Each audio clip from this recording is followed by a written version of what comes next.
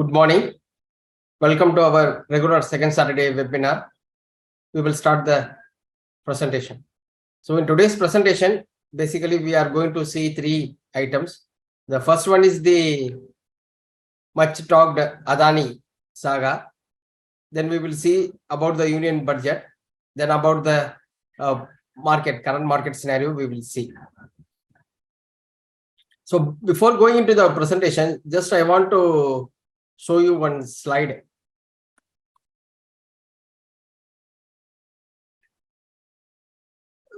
So it's a general advice to all investors. Why I am saying this is that recently I saw some of the holdings of our clients who came to me last week, and they said that they lost heavily in one of the group companies, that is Adani Group stocks, and they invested almost 80-90% of their portfolio into single company, which led to the huge loss in their portfolio. So the advice given is that while investing in stock market, one thing we have to remember is that we have to survive. Stock market never give linear return, and there is always a risk in stock market investing. Volatility will be huge. There will be many companies which can become zero also. So in order to survive the volatility, what we have to do is that we have to diversify our portfolio to some extent, because the stock market is all about investing about the future. No one can exactly predict what will be the future. So there is always possibility of some error happening while making investment decisions. If you see some of the mutual funds which came in IPO in 1993-94 at 10 rupees, they are now trading at 2000. Their NAV is around 2000 rupees now.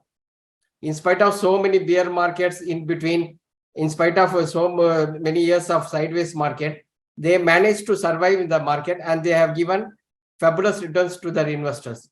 So one of the strategy they follow is that they try to diversify the investments into many companies. Generally, if you see mutual funds, they try to hold at least 20 to 30 companies in their portfolio. Even if one of the companies become zero, they survive in the market, and they will try to find the next opportunity. Suppose if you have invested the whole money into a single company, I have seen many of them are invested almost 90%, or some of them are even 100% in Yes Bank. And when Yes Bank problem came, they kept on averaging, and they almost lost most of the money, and they could not be able to buy the next share. So always try to diversify your portfolio. And even some of our recommendations also terribly gone wrong in the past. Some of the stocks like South Indian Bank, Syntex, in which we recommended some 5-6 years back, they done very badly. And we as an analyst always tend to make some mistakes in a future judgment. So my advice is always have a diversified portfolio. Don't invest 100% in a single stock or in a single group. Then only the possibility of survival is much more. Now we will go into the presentation. So the main highlight in the last 1.5 months is that the foreign institutions, they were continuously selling in our market. Because of that heavy selling, our market has heavily underperformed other global markets. Since January, if you see, most of the global markets have done very well. If you take US, both Dow Jones and Nasdaq, even European markets, they have done very well. Almost Asian markets, they have done very well. But the Indian market alone has significantly underperformed. The main reason is that foreign institutions were continuously selling in our market. Almost 35,000 crores worth of shares they have sold since January 1st. And that is the main reason why we have underperformed. And in spite of very good budget we had from our finance minister on February 1st, our market could not able to do well. We didn't have pre-budget rally, as well as the post-budget rally also we did not have, in spite of very good budget, mainly because the foreign institutions, they were continuously selling. The main reason for their selling is that they are telling that Indian markets are overvalued relative to other markets. That we will see in coming coming slides. And in between, we had this Adani jitters that has spoiled sentiment, and most of the Adani stocks fell very sharply, and that also has spoiled the overall sentiments of the market. And result season, this time the result season is not great, and so many good companies has disappointed the results. Some of the sectors like banking, they have done well. Some sectors in IT, the results were mixed. But overall, in result season, it's a disappointing result season, where the most companies which are trading at very high valuations, they have disappointed a lot. And because of all this reason, Indian market has underperformed with the global markets. And if you see the index movement, Nifty and Sensex almost flat in the last 1 month between last meeting and this meeting, and mid cap and small cap marginally down. If you see the difference in Nifty and Sensex, if you see, there is a small divergence is there. Nifty is down by 0.5, whereas Sensex is up by 0.6. So one of the reason why this small divergence is there is that the Adani Enterprise and Adani Port is in a Nifty index, whereas in Sensex they don't have. And we all know that both these stocks fell very sharply, and which led to more fall in Nifty when compared to Sensex.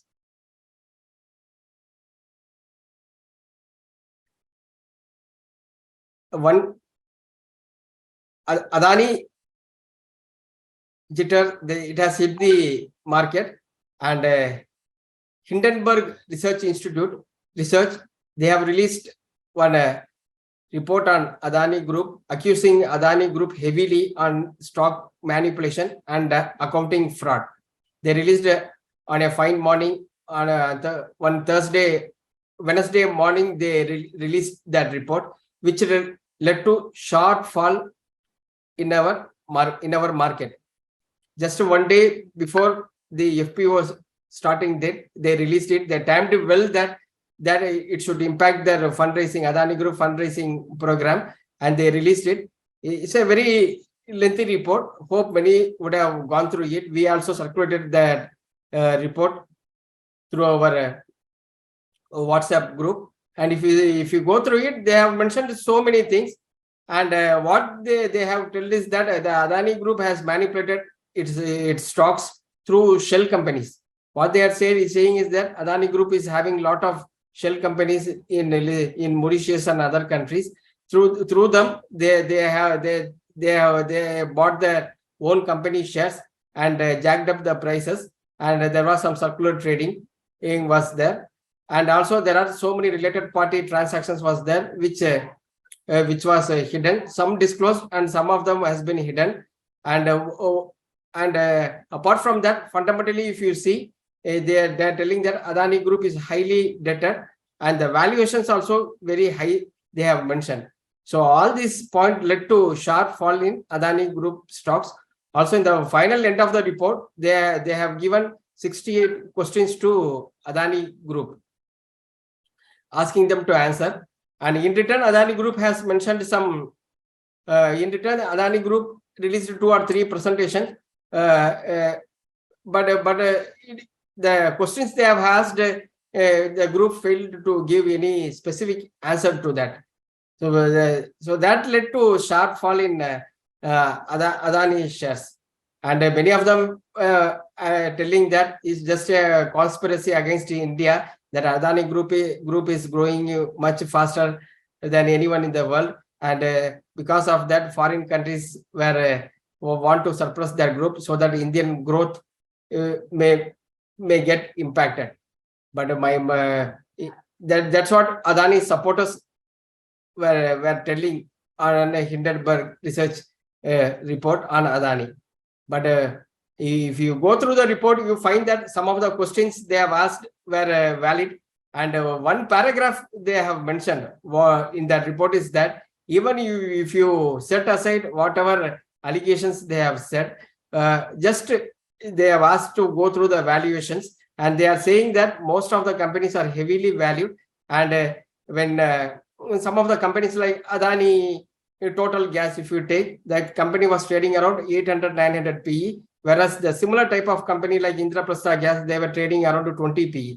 So even if you based on the fair valuation, the Adani Group stocks must fall by 80-90%. They have told it on various parameters, on fundamental parameters they have told. So even though if we don't accept the allegations made by the Heidelberg research report, the valuation parameter, if you see, Adani Group stocks heavily overvalued, and that is why if you see that many mutual funds have completely avoided that Adani Group stocks, except this Adani Port. Only if you see that only Adani ports were held by mutual funds, and all other Adani shares they don't want, mainly because the valuations were extremely high. You can't buy a company which is highly debted at 900 PE, 1000 PE. No fund manager will buy it. That is so that one issue was there with the Adani Group, and now that is start correcting now. So the impact of that research report is that immediately the Adani Group stocks collapsed. The Adani Enterprise FPO withdrawn because the report came just one day before the FPO. And if you see that from 4,000 rupees, Adani Enterprise stock, it fell to 1,000 rupees. So even though the technically the FPO was fully subscribed, the company decided to withdraw the FPO. And more importantly, the market sentiment has hit.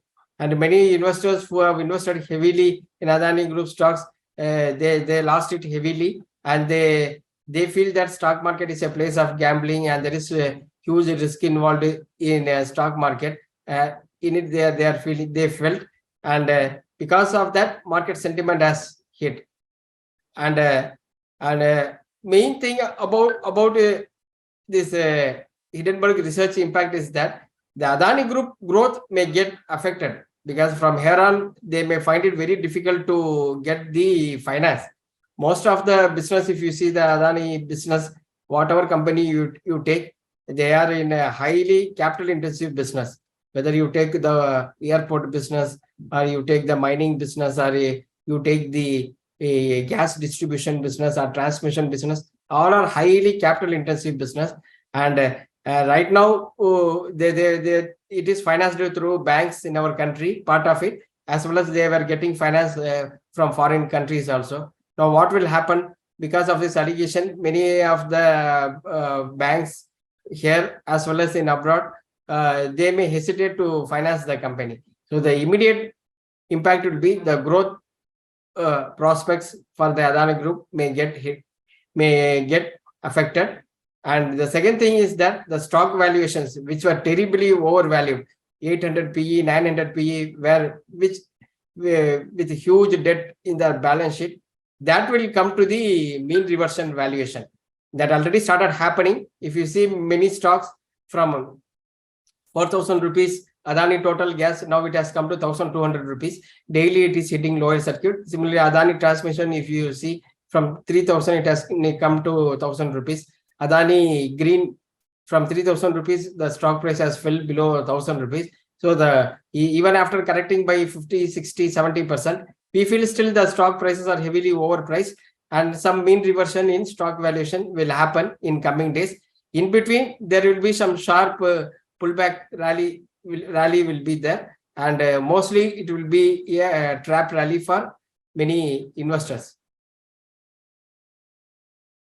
So our view on the Adani saga is that the Adani Group will survive. We don't have any doubt on that. In the past, so many groups like Punjula, IVRCL, everyone died, collapsed, and they died. Even Reliance Capital, they all died. But in our view, Adani Group will survive, because some of the businesses they are having are port business, airport business. These are fundamental infrastructure for our country. Since they are owning it, Adani Group will survive, and it will not affect our banking system, because bank's exposure is very limited, and even if it get NPA, banks know how to they have capacity to manage it. And what it is going to happen is that it is going to affect the Adani Group's growth in coming days. it is definitely it is going to affect it. At least for the next 1 year, it will get affected. Next year, it all depends upon who will come to the power in our government. Suppose if same government comes to power, means they may stabilize, and there is a possibility of they may try to again started getting into the business. So the Adani group growth will get affected at least for the next 1 year, and post that it will all depends upon the election outcome next year. And in spite of sharp fall in stock prices of many Adani group companies, and we expect that there is further erosion in the market cap possibility is there, because just last 3 days Adani companies were coming out with results. If you see the earnings of the companies, 3 rupees, 4 rupees, 5 rupees, they may show it in 1 year. Adani Total Gas, they may maximum show 5 rupees EPS for current year. Even if they grow 20 or 30% next year, they may show 6 rupees EPS. Even after falling, stock price falling from 4,000 to 1,200, the price earning ratio will be 200 PE after the fall, I am telling. If you compare with Indraprastha Gas, it is significantly higher. So there is a possibility of that the stock price will fall further. Adani Green, if you take the EPS maximum they show will be 4 rupees. Even after the fall, it trades around 300 PE it is trading, 200 PE it is trading. And there is a possibility of short fall in the Adani Green also, because fundamentally it's extremely overvalued and they have huge debt also. So in that way, if you see that even after current sharp correction, there is a possibility of more correction in some of the group companies, in Adani group companies. Many investors were asking me, I want to buy Adani group stocks, or what to buy. They are telling. What I am telling to them is that if you are forced to buy any Adani group stocks, means stick with Adani Port, Ambuja Cement, and ACC. These 3 only we are advising. The balance all other Adani group shares we are not advising, because they are extremely overpriced and many of the companies have huge debt. Except Adani Total Gas, all other companies has huge debt. That is why we advise investors to stay away from the Adani group companies. Even in the past, if you see that, we have never recommended any Adani group companies.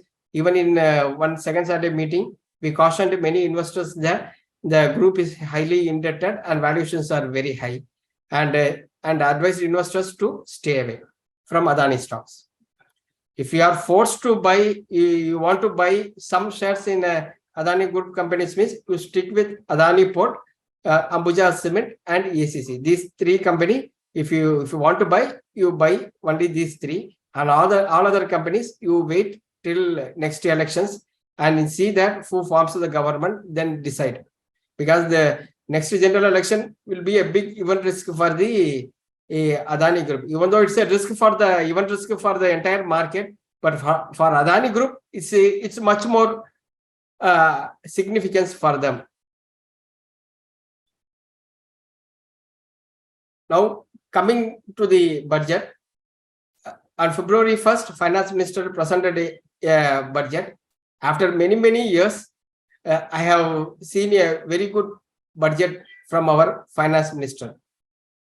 There was no unnecessary talk in the budget. Just she pointed out what are the changes made in the budget, and it's a very good budget. The budget also credible that the tax collection estimates will be met in coming years. It is not a huge tax collection estimates they have, growth estimates they have made.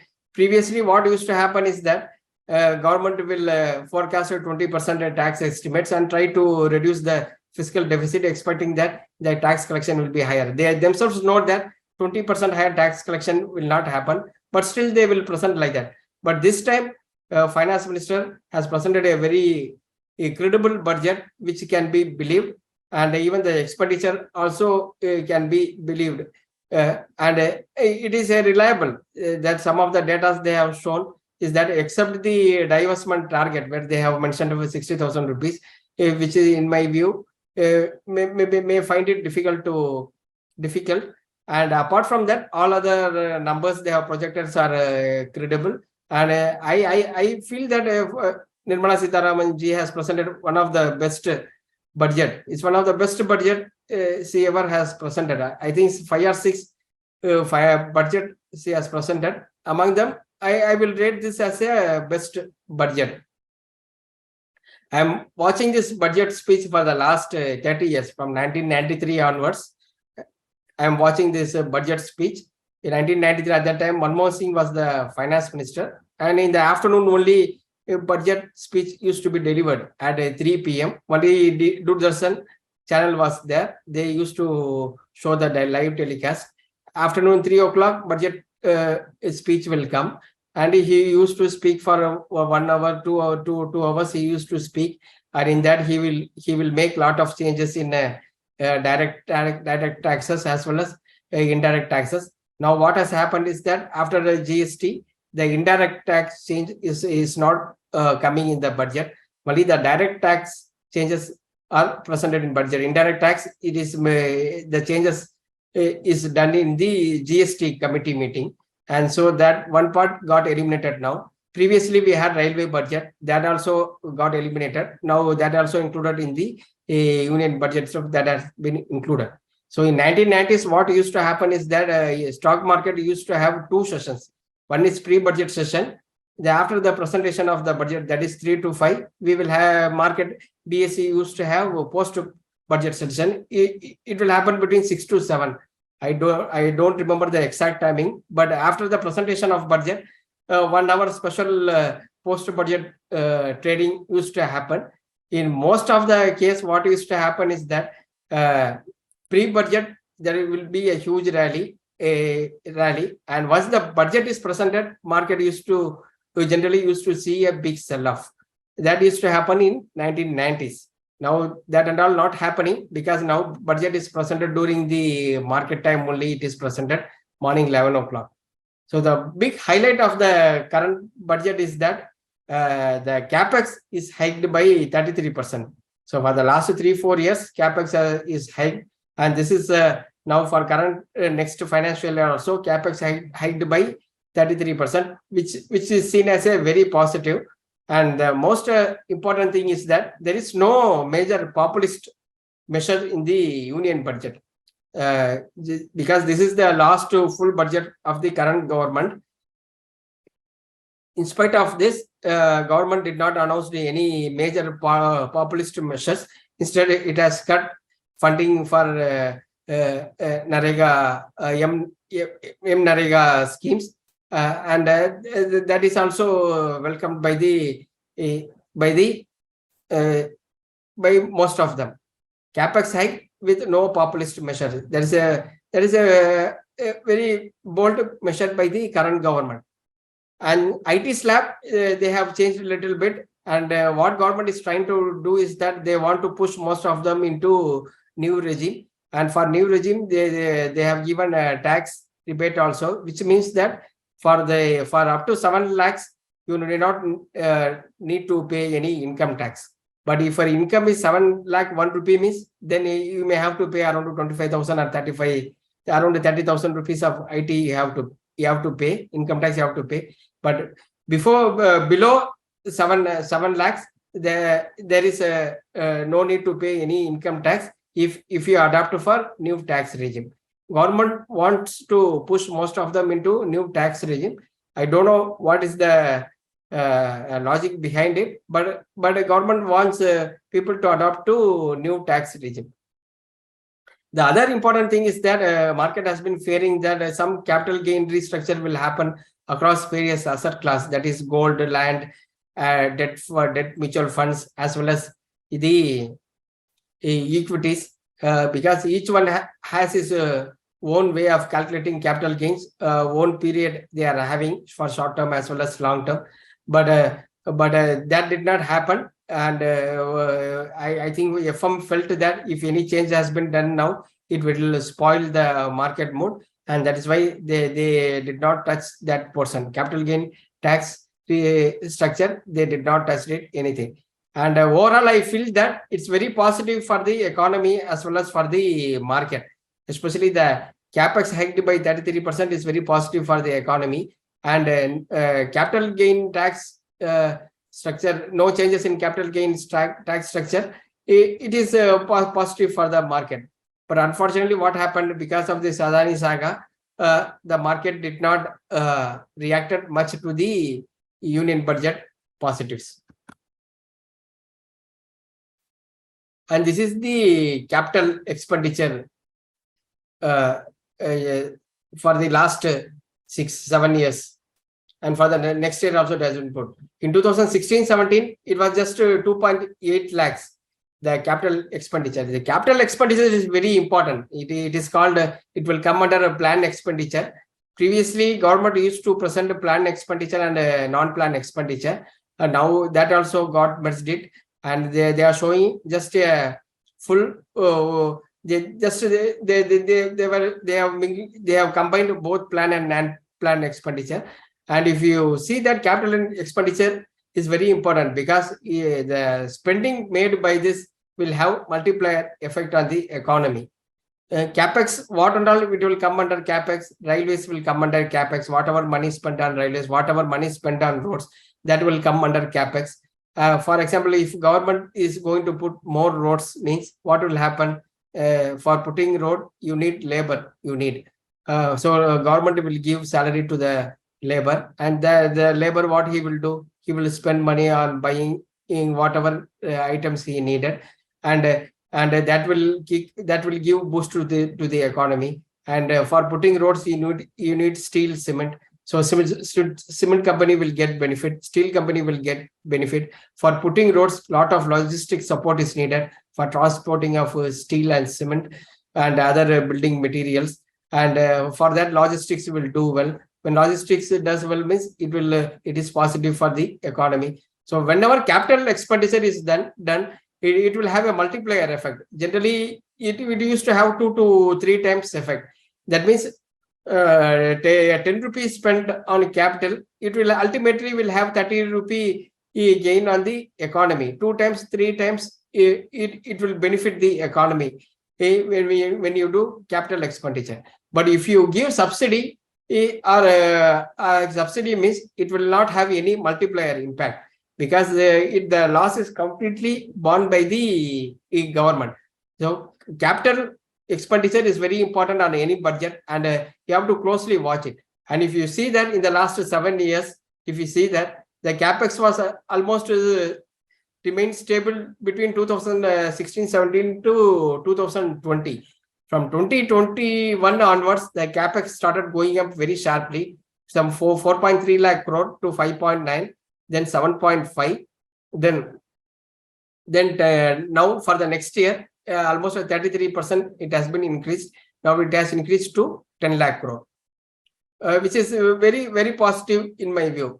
Now there is also a news that government is want to reduce GST on cement, and cement right now suffers 28% GST is there. So there is a possibility of government reducing GST on cement, which is the decision may come in the next 3 weeks. It may get reduced or may not get reduced, but there is a strong talk that government may reduce GST on cement, because government wants to do a lot of infrastructure projects where cement is one of the crucial ingredient. And if they reduce prices of cement, means it will be helpful for the road laying companies as well as cement companies also, because the consumption will go up. This is the capital expenditure table. If we see that through budget, they have increased by 37%. Last year, almost 7.2 lakhs has been spent on capex by the government, central government through budget. That has to 10 lakh crore. And PSU companies from 4 to 4.87. So total companies, total capex, if you see that when you add PSUs as well as through budget, it's almost 30% hike, which is very positive. And Food Corporation of India, mainly that will come under a subsidy, food subsidy, it will come. And internal and external budgetary resources, that also some marginal increase is there. So total capex, if you see, almost 25%, they are increasing.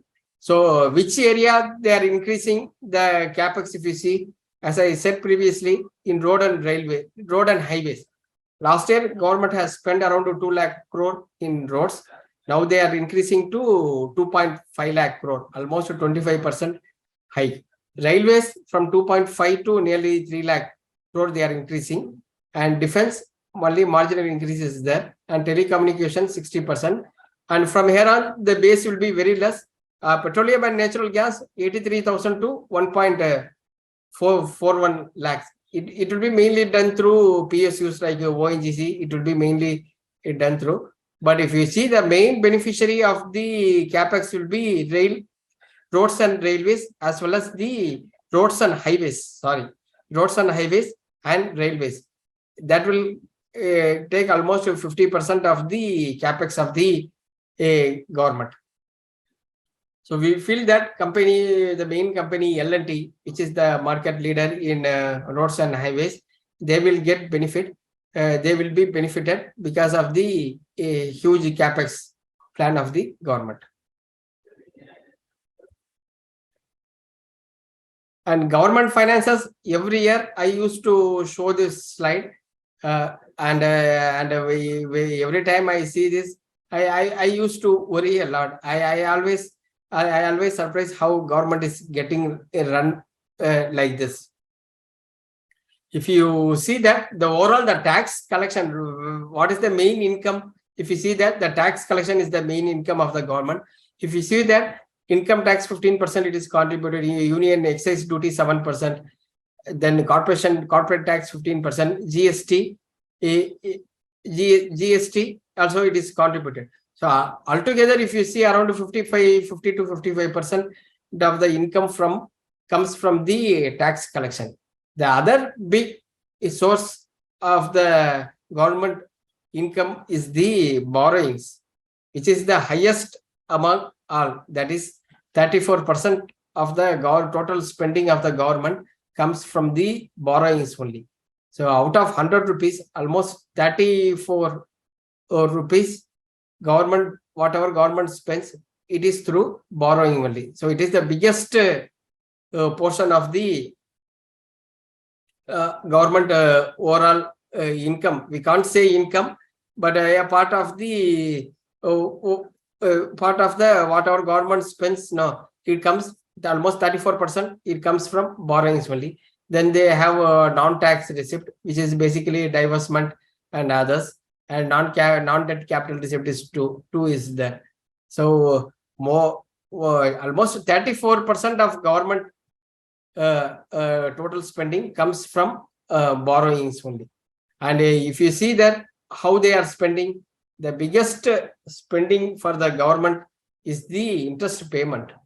Almost 20% money whatever government spends, it is going for the interest payment. Then you have centrally sponsored scheme 9%, subsidies 7%, then defense 8%, then state shares and taxes 18%, pension 8% is there, and other expenditure is 4%. So the main source of income, main source of the money for the government is borrowing, and the main expenditure is the interest payment. So that is how a government is run. If you see state government, many state governments, still it will be much more pathetic. If you see the budget of the even Punjab government or Kerala government or even Tamil Nadu government, if you see that the borrowings are going up very sharply, and when borrowings always goes up, means naturally the interest payment also will go up with a lag. The fiscal deficit, I used to show this chart every year once the budget is finished. I used to show in my presentation. I will add this chart in my presentation every year. So what is fiscal deficit? It is nothing but the excess spending of money by the government over its income. That is what is the fiscal deficit, and it's a never-ending burden for the government. Generally, as a developing country, if you take any developing country, they always have a fiscal deficit, but fiscal deficit is if keep on going up means it's not going to be good for the country, because fiscal deficit, if you see that in the last year, it is 17.5 lakh crore. That is in 22-23, which is going to end by next 2 months. It is 17.5 lakh crore, which is a huge money that government every year taking a loan of 17.55 lakh crore from various sources and spending that money for paying interest, for paying salary, as well as for paying subsidy, for paying pension, and for other items like capex, government is doing. And if you see the last 6-7 years, if you see that every year the borrowing was going up. Between FY 14 to 19, it was almost stable, around 5.3 lakh crore, 5.9. Then in FY 19, it was 6.3. And in FY 20 onwards, it started going up very sharply. In FY 21, due to COVID, government was pushed to take huge debt of 18 lakh crore in a single year. And because of the COVID, government gave food subsidies heavily, and other expenses the government did it. And because of that, government took almost 18 lakh crore of debt to finance the fiscal deficit. And since the absolute number looks very high, if you see that most of the government generally never tells the absolute figure in the public. Instead, they always tell in terms of GDP only. They will tell that next year fiscal deficit is 5.9% of GDP. They will tell in public or in any media. Because if you tell that our government is going to borrow 18 lakh crore to meet the expenses, means a layman will get faint. Government is taking a loan of 18 lakh crore in a single year, means is naturally a huge amount. So if you see that, always any state government or any central government, if you see that, they always tell fiscal deficit in terms of GDP to show that it's a small figure. If they tell 17.8 lakh crore, means you feel it's a very big amount. But if they tell that it is 5.9% of GDP, means you feel that just is a small amount of debt they are taking. In order to suppress the actual figure, generally government used to tell in terms of GDP. It is a practice not only here but throughout the world. It is a practice. So how fiscal deficit is financed? Naturally, it is financed through debt only. So government will take a debt of 17.8 lakh crore next year to finance its fiscal deficit. If you see in the previous year, in FY 18, government would have taken 5.9 lakh crore to finance the fiscal deficit. And current year, 17.5 lakh crore government has debted. In FY 21, almost 18 lakh crore government has taken debt to finance the fiscal deficit. We all know that money never comes freely. It will come at a cost, and government currently borrowing around 7.2%, 7.3%. Government is borrowing money. What will happen?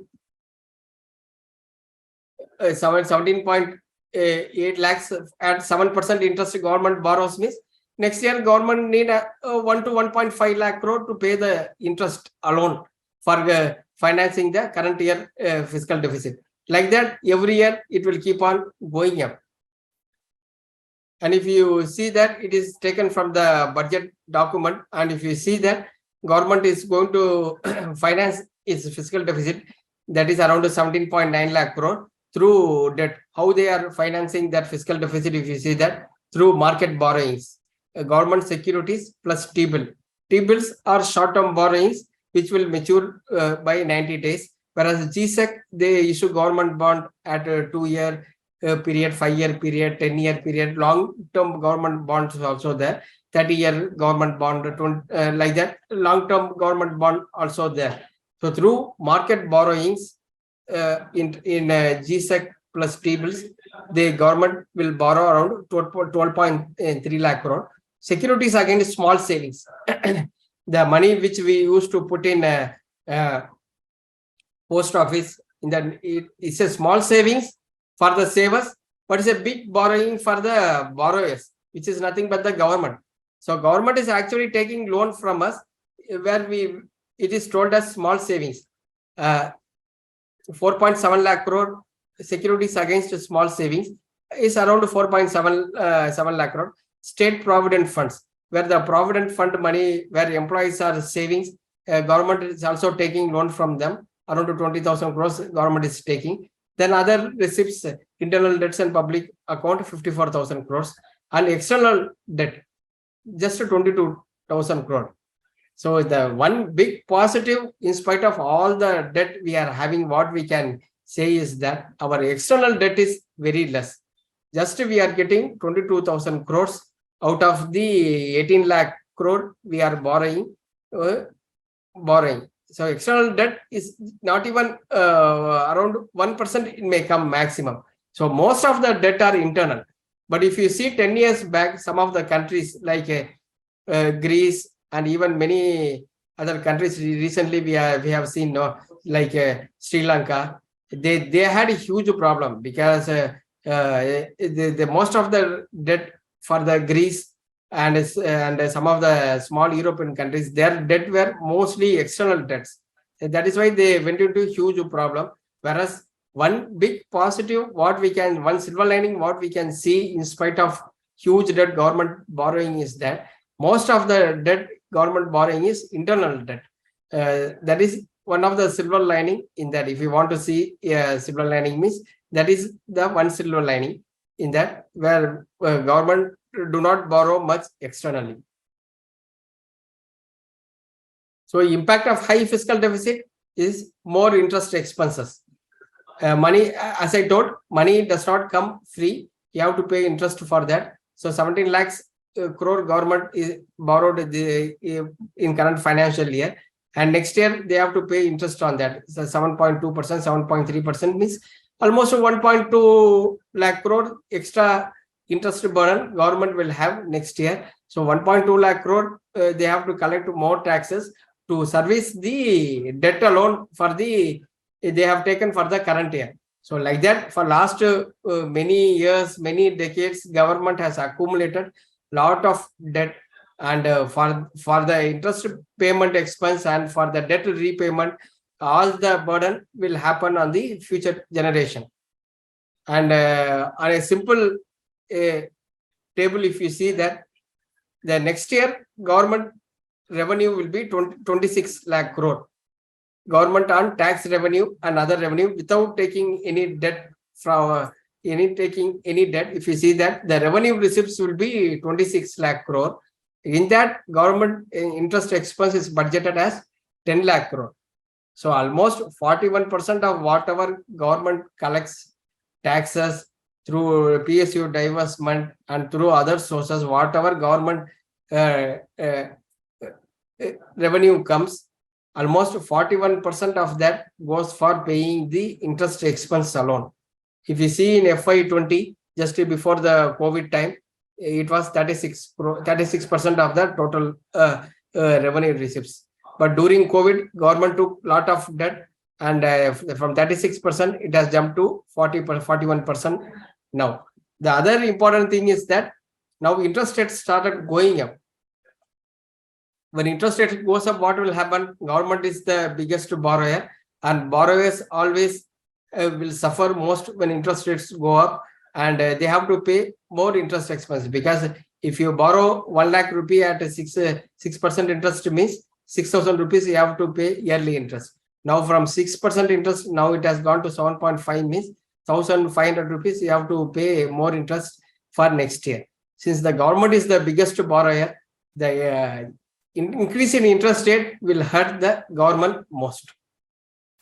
That problem is faced by many European countries as well as US also, because from 0% interest, now the US interest has gone to near to 5%. Similarly, Europe also the same issue, and whatever borrowings they are making, their interest burden will go up very sharply in coming years because of increase in the interest rates. Results, coming to the results, if you see that Q3 results, overall is a mixed results. I see that most of the results have disappointed, and banking results, they have posted mostly good results, but stock prices did not react that much. Market is mostly feeling that the peak best results for the banking is over. From here on, either banks may stabilize profits, but from big growth from here is very unlikely for the banks. That is why, in spite of most of the banks posting record profits, bank stocks did not went up. Consumption results, most of the stocks which were trading around 80 PE, 90 PE, that has hit a lot. Most of the companies' results were not good from consumptions. One of the reason is high inflation has pushed people from spending money. Pharma and IT mixed. Pharma, most of the company results were not good. Even the bellwether Divi's Lab results disappointed a lot, and pharma results, most of them were not good. Here and there, one or two companies posted good results in pharma. Zydus Life Science has posted good results. Sun Pharma, reasonably better results they have posted, whereas some of the companies in pharma disappointed. IT also a mixed bag. The worry about IT is that more on the future impact. Suppose if a recession comes in the US, what would be the impact on IT spending? That is the future worry is more on IT stocks. Chemical results also, if you see that, except the fluorine chemistry companies, that is 3 companies are listed on fluorine chemistry, which is the SRF, a diversified, where the chemical business is mostly on fluorine chemistry. SRF posted good decent results. Then Navin Fluorine posted decent results.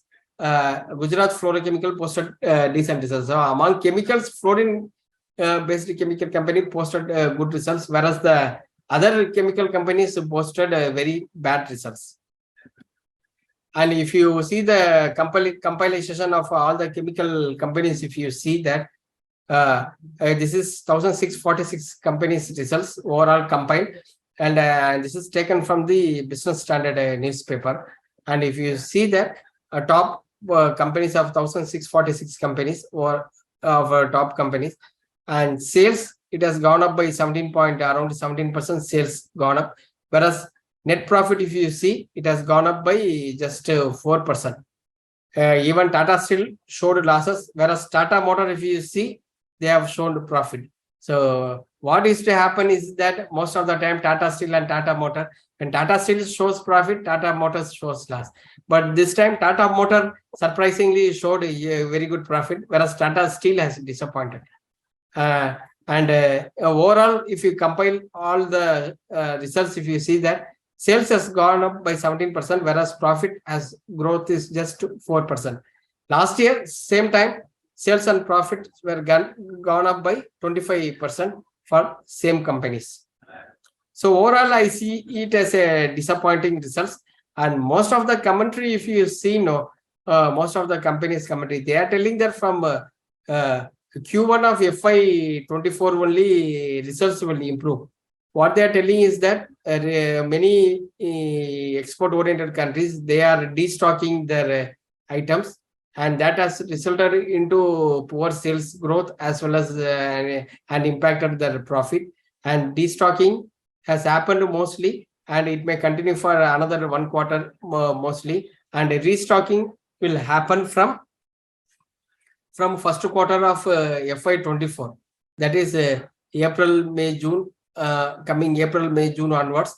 And from there only we could able to see the growth. That is why most of the company managements are indicating, which means that next quarter results also will be average. And another important thing which is happening is the valuation reset, which started happening is 3-4 months back, and that is continuing, which is nothing but the highly overpriced shares. If you see that companies which are having pedigree management and pedigree business like Asian Paint, Pidilite, Page Industries, which were trading around 70 PE, 80 PE, in some cases 100 PE. They have started correcting it, and and uh, if you see that this correction is continuing now, and most importantly, what happened was that the overvalued share results are mostly below expected, and Asian Paint has disappointed, Pidilite has disappointed. 2 days back, Page Industry results came, that also has disappointed, and and because of uh, double whammy, on one side interest rates were going up, which technically means that PE ratio has to fall. On the other side, the growth is very low, either low, in some cases there is no growth, and in some cases even negative growth is there for high PE companies, and double whammy of high interest rate coupled with no growth uh, is pushing these companies to mean reversion. But still, I feel that these companies will enjoy premium valuation when compared to what they were trading 10 years back. For example, 10 years back, 5 to 10 years back, Asian Paint used to trade around 30 PE. Around 30 PE used to trade. Now it is trading around 60, 70 PE it is trading. I don't expect Asian Paint will come back to 30 PE in near term. What I expect is that the valuation may correct from 80 PE, it may fall to 40 to 50 PE, it will fall, but it won't come to the valuation what it traded 10 years back. So two ways valuation reset can happen, either by stock price correction or through earnings growth. If earnings growth comes, means then it will be by time wise correction. RBI rate hike. RBI has hiked the rate to 6.5, 0.25%. They have hiked it. Now everybody started feeling the pinch of higher interest rates. Many of my colleagues and my friends started telling that already EMI started going up. Again, RBI is increasing. So the problem with the rate hike is that those who borrowed money, they have to pay higher interest expenses, and higher EMI they have to pay. If salary goes up proportionately, means there is no worry for them. For those where the salary is not going up, means what will happen is that naturally they have to cut the spending they are doing in others. Some of them may start cutting spending on the tours and travels. Discretionary spending they are making, they will stop reducing the spending. Then only they could manage it. Otherwise, they may have to take further loan for paying the interest. I expect that mostly RBI repo rate will stay in this range, or otherwise maximum another 0.25 rate hike will come. So now it has reached the pre-COVID period of rate hike. US Fed also has hiked the interest rate. If you see that vertically, they have hiked 75 basis point for four times. In the last meeting, they have hiked by 0.25, and most probably another rate hike will come in the month of March 15th.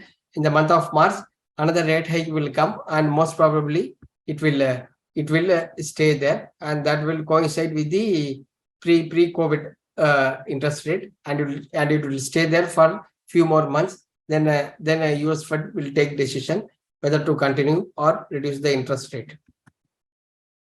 So one big problem with the US is that in spite of sharply hiking interest rate for the last few months, still the economy remains very strong. If you see the unemployment data, it is a multi-decade low.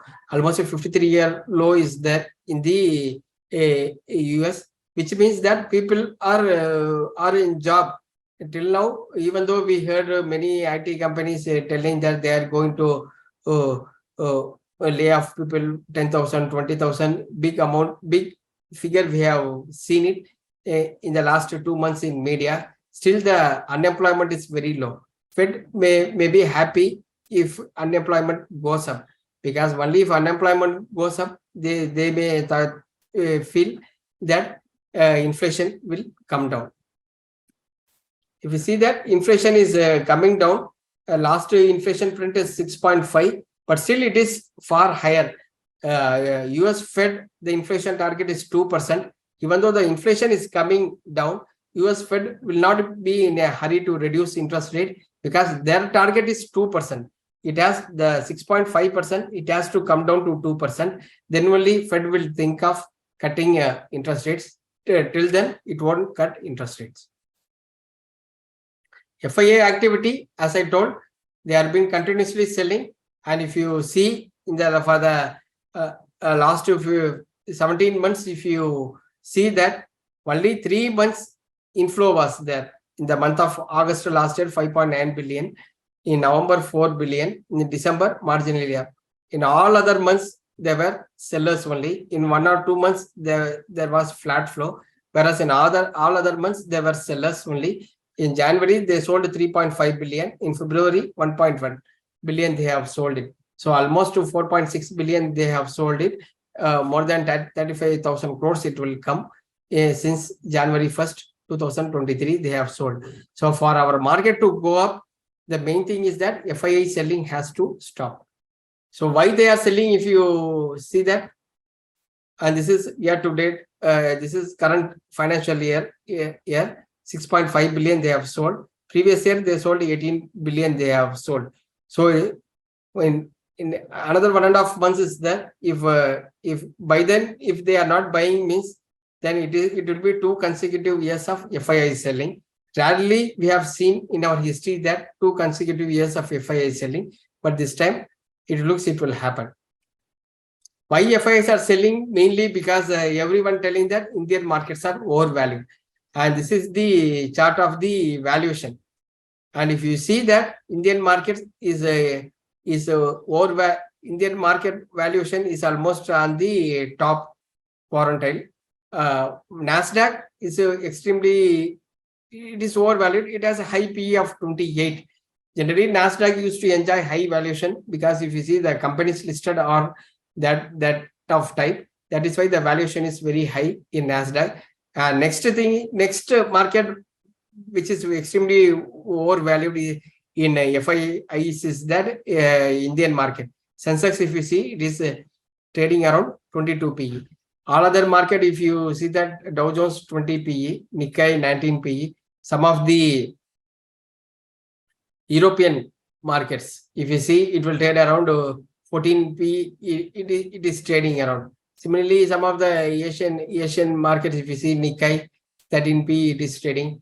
STA Singapore 12 PE, Thai Kospi 11 PE. Most of the Asian markets are trading around 11 to 14, and Russia just to 4 PE it is trading. Hang Seng 8 PE it is trading. And when compared to that, if you see that Indian market looks overpriced, and that is why what we are hearing is that they are selling in Indian market and they are taking that money into Chinese market, where the valuation is less, as well as they feel that there is a tailwind of unlocked trade is going to happen in China, COVID unlocked trade. Mutual fund flow, very strong. We have seen many times that whenever market comes down, the mutual fund flow used to be very, very strong. And what you see is that actually the SIP flow is around 14,000, whereas the net flow is 12,500. That means almost 1,400 crores redemption has happened. And suppose if market goes up, what will happen is that redemption used to go up, whereas the SIP flow will remain same. That is why when market goes up, redemptions used to go up, which will pull down the net inflow. To November, we see that the net inflow is less, mainly because redemptions was high during that period. Now market fell, and that is why most of them were waiting for the redemptions for the market to go up. So now what investors should do? So the main thing what we have to see is that FII selling has to stop for our markets to go up. That is the main thing. Without FII selling stopping, market unlikely to go up, and it will remain sideways in spite of 12 to 14,000 crores inflow we are seeing in the market. And what I see is that many mid-cap stocks has corrected a lot, and they are on the sideways because of lack of buying. And due to that, many stocks are falling on low volumes, and the sideways movement of these stocks may take further lower. But I feel that many opportunities are available now, where the risk reward is very favorable for long-term investors. Being a long-term investor, I generally like this type of market to accumulate share. I personally also invest my money for long-term. I generally like this type of market to buy because I need some margin of safety. If I buy a share, even if it falls by 10 or 20% in next 3 months or 6 months, I don't worry, because I feel that some point of time in the future it will go up, and making error in the bear market will be very less. Near term it may fall, but for in long term it will give good appreciation. So this sideways market and bear market is a very good for long term buyers, and they should use this period for gradual accumulation. So immediately there is no need to hurry on the Monday morning to buy the shares, but you can gradually accumulate. You will get time to analyze each company, and you can buy it gradually, and that opportunity will available only in this type of sideways market or bear market. Data to watch, mainly the foreign institutions action.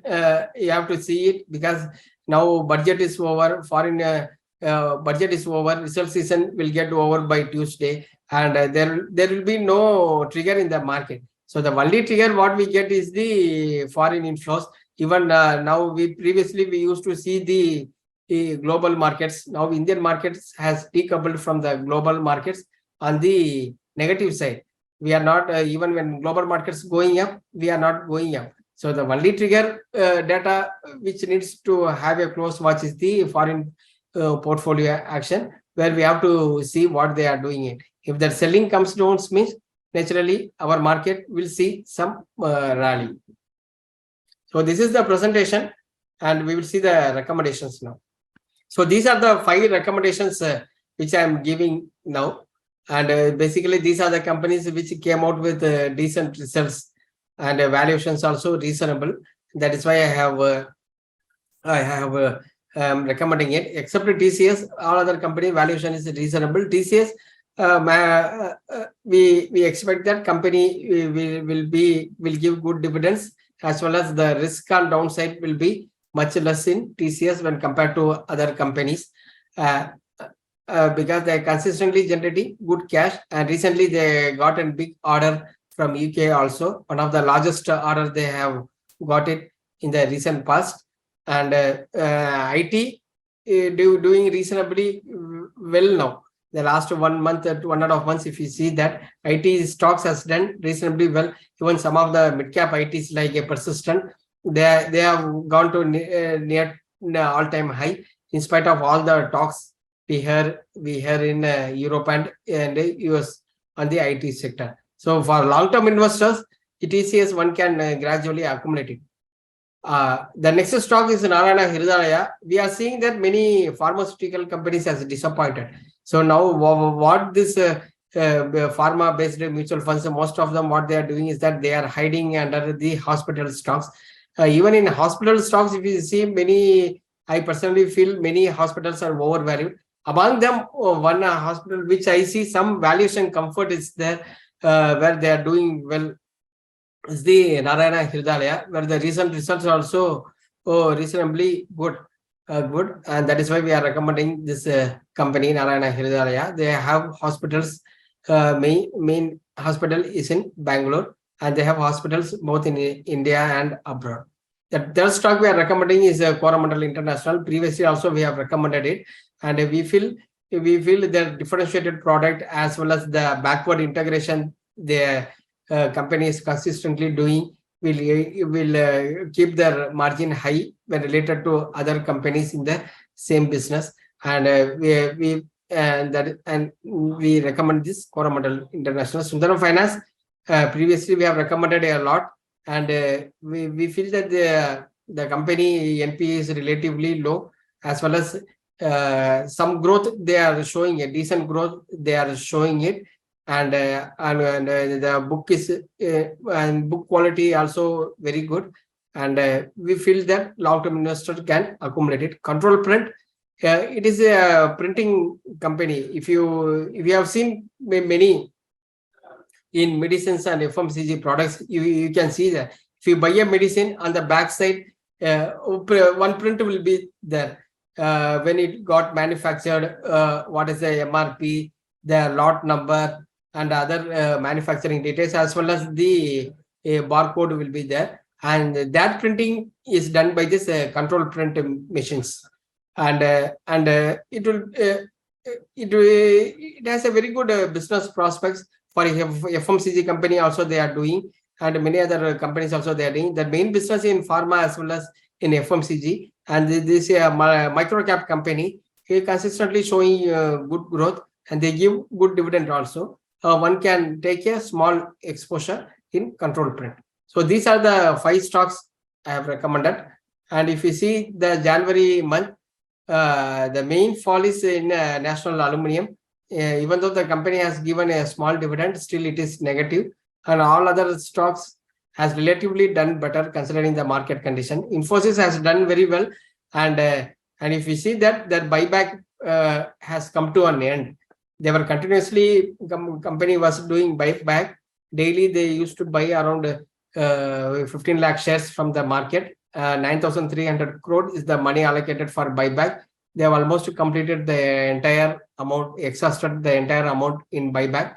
And I feel that in near term, Infosys, due to absence of buyback, may see some sideways movement. GSPL, a long-term buy, a long-term hold, one can hold it. Now the company is completely debt-free. One can hold on this GSPL. So all the 5 shares, one can hold on. All have strong fundamentals.